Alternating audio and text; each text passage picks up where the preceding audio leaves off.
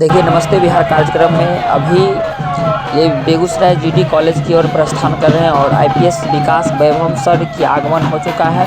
तो आप लोग देख सकते हैं कितना ढोलक गान शान के साथ है सर आईपीएस विकास वैभव सर पधार रहे हैं। तो आप लोग पूरा वीडियो को देखिए और आपको हम पूरा वीडियो दिखाएंगे और कोशिश करेंगे कि जहां तक वो भाषण दे रहे हैं वहां तक की वीडियो को दिखाएंगे। तो आप लोग वीडियो में पूरा अंत तक बने रहिएगा। देखिए भीड़ जिस तरह से उमड़ रहा है, ऐसा प्रतीत होता है कि युवाओं में एक जोश एक जुनून है और यह जोश जुनून कहीं ना कहीं बिहार के लिए एक गौरवपूर्ण साबित करने के लिए जा रहा है। तो देखिए किस प्रकार से भीड़ है और भीड़ कायम होने के लिए तैयार ही नहीं हो रहा। और देखिए पूरा वीडियो जो हम नज़ारा आपको दिखाएंगे वो जीडी कॉलेज की नज़ारा दिखाएंगे और इसमें साफ तौर पर हम यह कह सकते हैं कि एक युवाओं में जो जुनून है जो जोश है यह कम नहीं है, ठीक है। और भीड़ के लिए तो भीड़ काफ़ी हद तक ज़्यादा भीड़ है। तो आप लोग पूरा वीडियो को देखिए, पूरा वीडियो को वॉच करके देखिए किस तरह से विकास वैभव सर की स्वागत फूल माला के साथ किया जा रहा है। और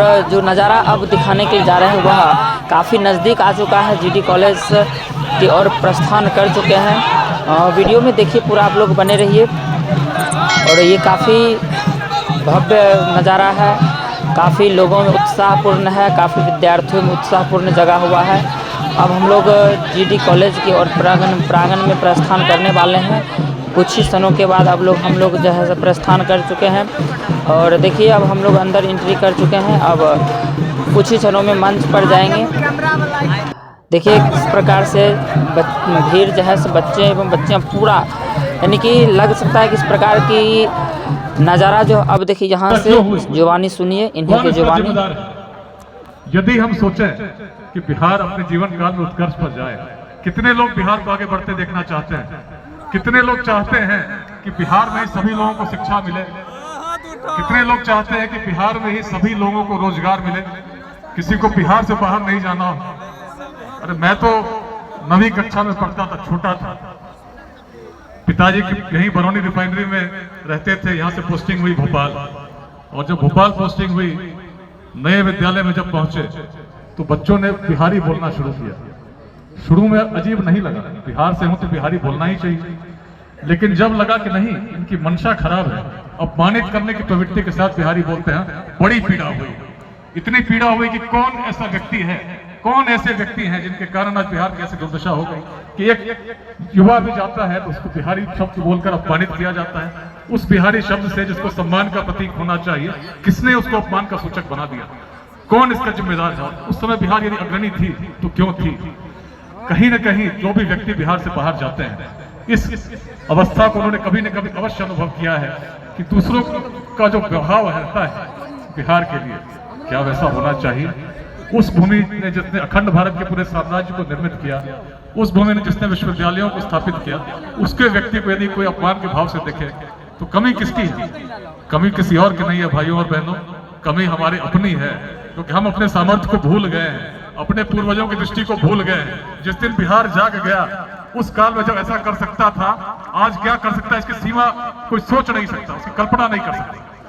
इस मैदान में एक एक व्यक्ति साक्षी है उस संकल्प का जो हम आज लेंगे, क्योंकि बिहार को यदि बदलना है तो प्राचीन बिहार की दृष्टि को समझना होगा।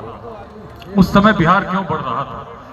बिहार में जातियां तब भी थीं, लेकिन जिस प्रकार का जातिवाद आज जहर के रूप में, संघर्ष के रूप में हमारे मनों में उत्पन्न है, व्यक्ति को व्यक्ति से तोड़ता है, जिस प्रकार का संप्रदायवाद आपस में हमें एक दूसरे से मिलने नहीं देता, यदि उस समय बिहार में रहा होता तो क्या हम अफगानिस्तान के पार तक साम्राज्य को बना पाते? यदि इस प्रकार का भाव रहता तो क्या चीन से लोग आते, कोरिया से लोग आते, जापान से कोई आता? सब सम्मान के साथ आते थे, क्योंकि बिहार की भूमि अलग थी। बिहार में जातियां तब भी थी, लेकिन जातिवाद नहीं थी, सोच अलग थी। नंद वंश का उदय यदि कहीं हो सका तो अपने बिहार की धरती पर हुआ, मगध में हुआ। नंद वंश कहां से आता है? समाज के सबसे निम्न वर्ग का व्यक्ति शासक हो सकता है, ऐसी अवधारणा देने वाली भूमि यदि कोई है तो अपना बिहार है। समय से आगे सोचने वाली भूमि, जातियों से ऊपर सोचने वाली भूमि, ऐसी भूमि जहां आचार्य चाणक्य भी जब चले तो उन्होंने चंद्रगुप्त की जाति नहीं देखी। सामर्थ्य को पूजने वाली भूमि रही है बिहार, और जब भी कोई सामर्थ्यवान सामने आया है, बिहार ने हृदय से स्वीकार किया, इसलिए बिहार आगे बढ़ा है। और जब भी ऐसा व्यक्ति जो बिहार की दृष्टि को लेकर चला हो तो आचार्य चाणक्य जैसे लोग आए हैं, जिन्होंने केवल युवा को देखा और देखा कि इसकी दृष्टि क्या है, किस प्रकार से जोड़ना जानता है। और तब जब ऐसे भाव के साथ चले, यवन सेना चली थी वीर अलक्षेंद्र के नेतृत्व में, अलेक्जेंडर द ग्रेट पूरे यूरोप को पराजित कर चुके थे, पर्शिया जीत चुके थे, लेकिन जब यहाँ आए उस युवा टोली जो मगध से निकली थी, उसने जब सबके बीच में बताना शुरू किया, जब मगध की सेनाएं चलती हैं उनके धूल में सूर्य भी छिप जाता है।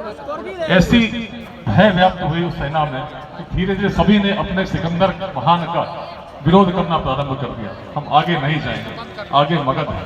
लेकिन कौन सा मगध? यवन सैनिकों को लौटना पड़ा, वीर अलक्षेंद्र भी लौट गए। उस मगध का शौर्य क्या था?